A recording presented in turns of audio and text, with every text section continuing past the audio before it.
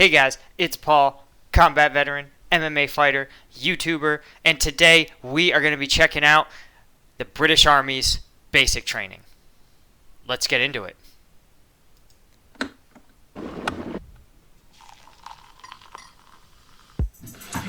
Hey, what's going on guys? My name's Dan and I'm the platoon commander here at the Infantry Training Centre in Catterick. For the next 6 months, I'm going to show you exactly what it takes to go from civilian to soldier by following my platoon all the way through the course. Today's video is week 1 of the course, okay, so it's going to see them arriving. It'll give me their initial issue of kit, their haircuts and their first PT session. Okay, this is already going to be exciting. So for a little bit of context, I did indeed attend basic training in 2006. This was right after, this was 4 years after the invasion of Iraq, so most of my instructors were combat veterans. They had recently redone a lot of the training curriculum to better reflect conditions in Iraq and Afghanistan. But again, 2006, 15 years ago, so this is 2020. I'm really interested to see how the British Army does things. If this sounds like something you're interested in, then do consider subscribing below and enjoy the video.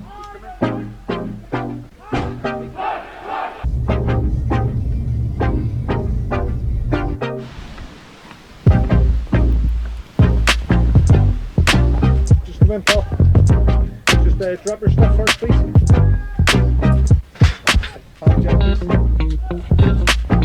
Right, happy days. You need to go to the toilet. Go to the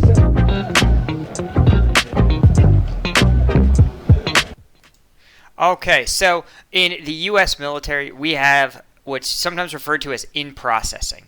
And this is kind of like a 0 week because there's so many administrative tasks that have to begin in order before you can start training properly, like really learning your military skills. These are things like getting a basic medical examination, receiving your shots, getting your basic issue of kit, getting enrolled in various systems like MPERS and DEERS and you know, whatever other systems the Army uses to track soldiers throughout their career, getting them an ERB and a training record, and all these things that you want to take care of before you get that soldier in front of their instructors, their drill sergeants, and you start really training them in how to be a soldier. So that's what I imagine this is. What's your turn? Alright.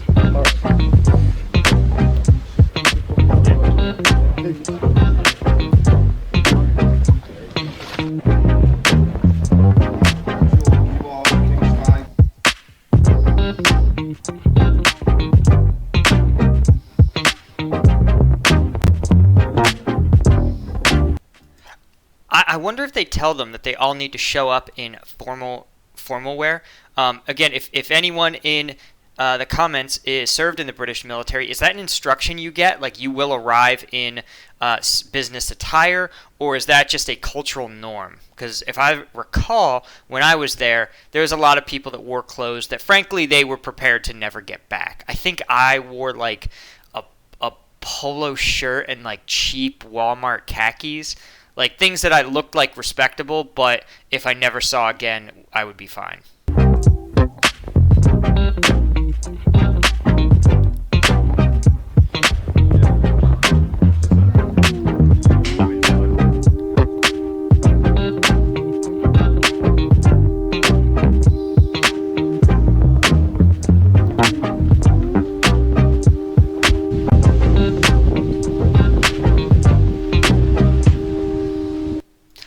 I'm just fascinated sort of by like the low intensity of it and also the low number of soldiers in training, frankly.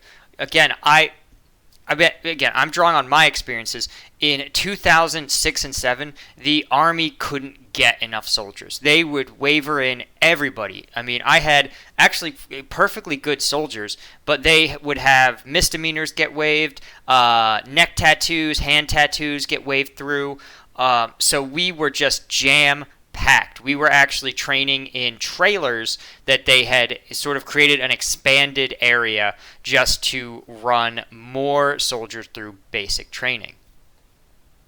So maybe in this 2020, the UK military just doesn't need as many soldiers, right? They don't need to prepare, hundreds of thousands of troops to deploy. So maybe this looks like maybe there's like 60 of them. Maybe that's all that you get in a class.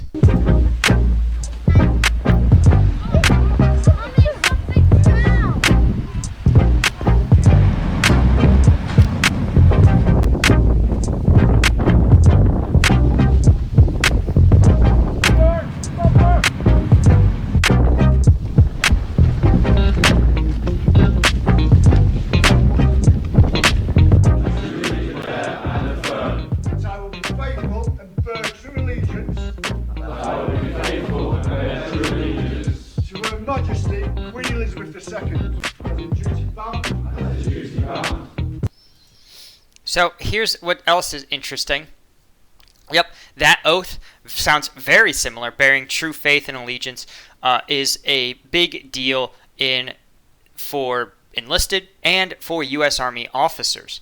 It's actually for officers, it's a huge deal when you get your commission. For example, my brother, when he commissioned, actually asked me to come and administer his oath it was an oath of enlistment, oath of commissioning. And that meant a lot to me. Obviously I'm not from a military family, so I wasn't able to have, like a family member issue that oath to me. But, if in one day I have kids and those kids become military officers, it would mean a lot to me to be able to give them that oath. Similarly, you do an oath in the American military. You do it right at what they call MEPS. You're like in processing when you actually like sign your contract and get your first medical screen. That's where you administer your oath. And some kids are shipped out right to basic from MEPS, and some have to wait a little bit depending on kind of how schedules line up. So it's interesting that these guys are on site but are doing the oath now. And it's also interesting that it's kind of done in mass. Or maybe this is a rehearsal. Honestly and faithfully defend Her Majesty.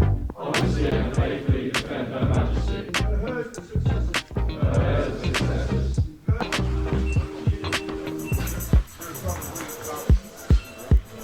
Oh my God. This is exactly like what we saw in basic training all those years ago. Almost exactly the line. The random civilians throwing uniforms at you. It's all there. Nothing has changed. Well, nothing has changed. I mean, maybe it's just two militaries, right, solving the same problems the same way, right? You got to have a warehouse full of stuff. You got all these new trainees. You just run them through. But yeah, just funny. It's just funny how, like, the militaries are so similar, though obviously, like, the British and American militaries have 300 years of separate traditions, but in a lot of ways, we've evolved very, very similarly.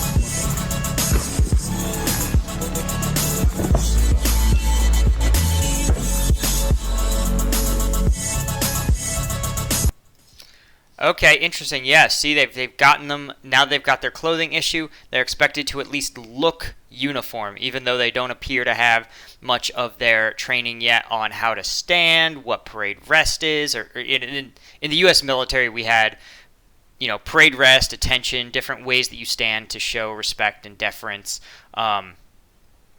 Or to move in formation, and obviously they don't have any of that training, so they're just expected to stand there in formation with their bags. I do want to take a sec and just also ask you guys to check out my second channel. Links down below. Check out my Patreon, my Instagram, and of course, if you guys enjoy this video, let me know in the comments if you have other videos or other military's training videos you want me to check out. Okay, let's get back. Oh yeah, I know. I'll get that. Yeah, you'll just go around there. Oh my god, ironing. So, I was the first basic training class to get issued the Army combat uniform, which had a lot of flaws and was pretty terrible, but it had one thing that was great, and that was that the Army said no ironing.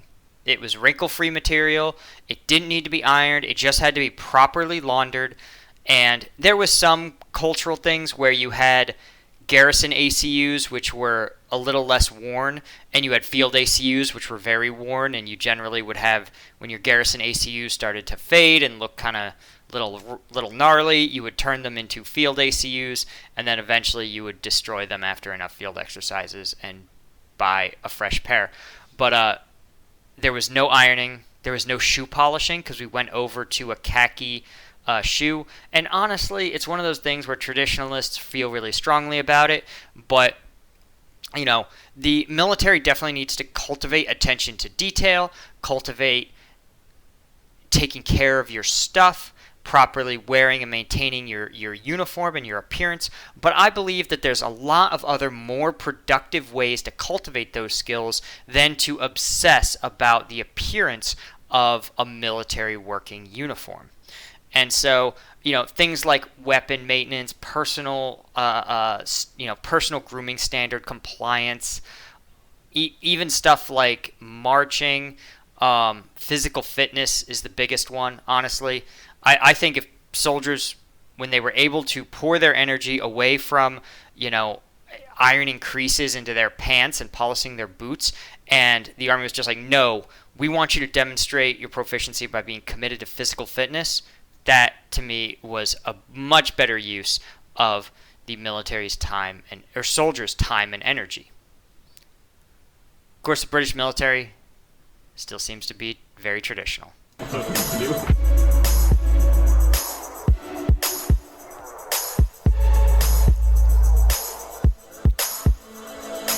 Yeah, that's